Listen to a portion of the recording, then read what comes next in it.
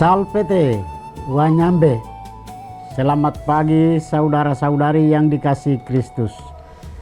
Mari kita mengawali hari baru dengan mendengarkan firman Tuhan yang diambil dari Injil Matius pasal 14 ayat 22 sampai dengan 36.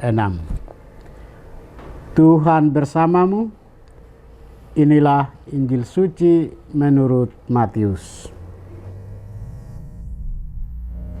Sekali peristiwa, setelah mengenyangkan orang banyak dengan roti, Yesus segera mendesak murid-muridnya naik ke perahu dan mendahulunya ke seberang.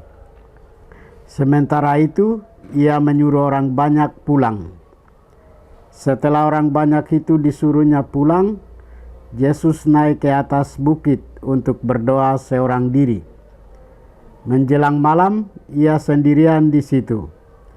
Perahu murid-muridnya sudah beberapa mil jauhnya dari pantai dan diombang-ambingkan gelombang karena angin sakal. Kira-kira jam 3 malam datanglah Yesus kepada mereka berjalan di atas air. Ketika murid-muridnya melihat dia berjalan di atas air, mereka terkejut dan berseru, "Itu hantu!" Lalu berteriak-teriak karena takut. Yesus segera berkata kepada mereka, "Tenanglah, aku ini, jangan takut." Petrus berkata kepadanya, "Tuhan, apabila itu engkau, suruhlah aku datang kepadamu berjalan di atas air." Kata Yesus, "Datanglah." Petrus turun dari perahu dan berjalan di atas air dan mendatangi Yesus. Tetapi ketika dirasanya tiupan angin, takutlah ia dan mulai tenggelam lalu berteriak, "Tuhan, tolonglah aku." Segera Yesus mengulurkan tangannya, memegang dia dan berkata, "Hai orang yang kurang percaya, mengapa engkau bimbang?" Lalu keduanya naik perahu dan angin pun reda. Orang-orang yang ada di perahu menyembah dia, katanya, "Sesungguhnya engkau anak Allah." Setibanya di seberang, mereka mendarat di Genesaret. Ketika Yesus dikenal oleh orang-orang di tempat itu, mereka memberitahukannya ke seluruh daerah itu. Semua orang yang sakit dibawanya kepadanya. Mereka memohon kepadanya supaya diperkenankan walaupun hanya menyentuh jumbai jubahnya. Semua orang yang menjamahnya menjadi sembuh.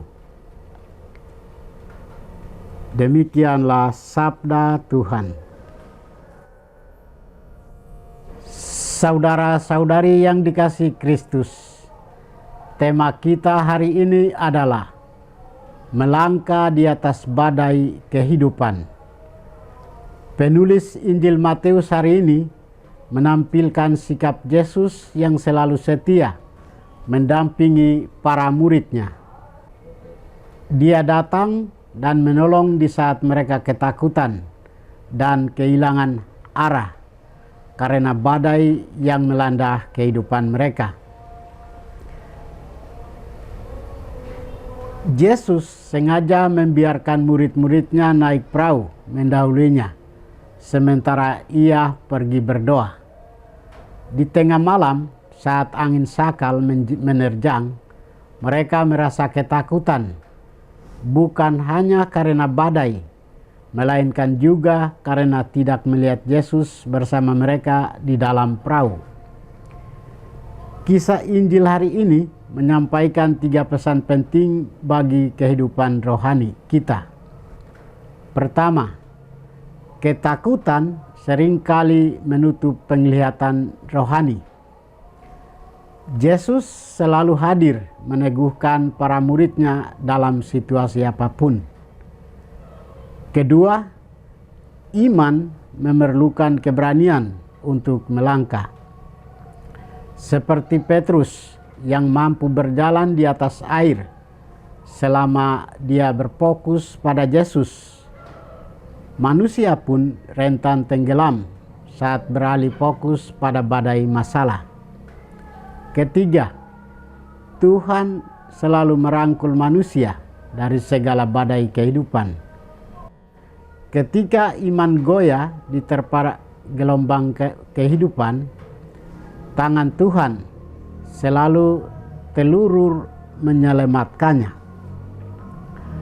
Badai masalah merupakan ujian ketangguhan iman agar umat Allah berani keluar dari zona nyaman, tetap percaya dan menyembah Yesus sebagai anak Allah.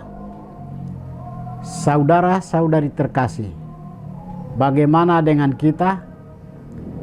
Peristiwa Yesus berjalan di atas air ini mengajarkan bahwa memiliki iman bukan berarti hidup kita bebas dari masalah, melainkan bahwa Tuhan selalu setia, hadir menyertai kita di tengah badai.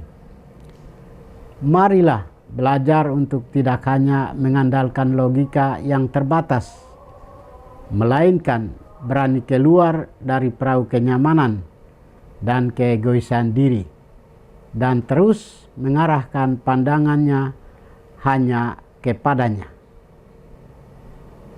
Tuhan memberkati kita. Marilah kita berdoa. Tuhan, pagi ini kami kembali naikkan puji dan syukur kepadamu. Terima kasih karena Engkau sudah menjaga kami saat kami tidur maupun bangun. Terima kasih untuk udara sejuk dan segar pagi ini.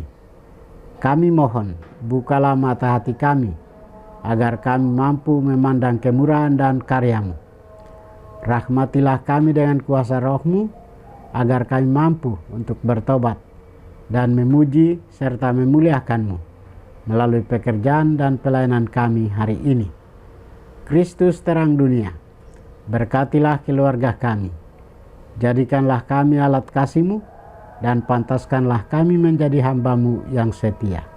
Demi Kristus Tuhan dan pengantara kami. Tuhan bersamamu. Semoga kita sekalian, orang-orang yang kita kasih dan doakan, seluruh aktivitas kita hari ini dibimbing, dilindungi, dan diberkati oleh berkat Allah yang Maha Kuasa, Bapa dan Putra dan Roh Kudus.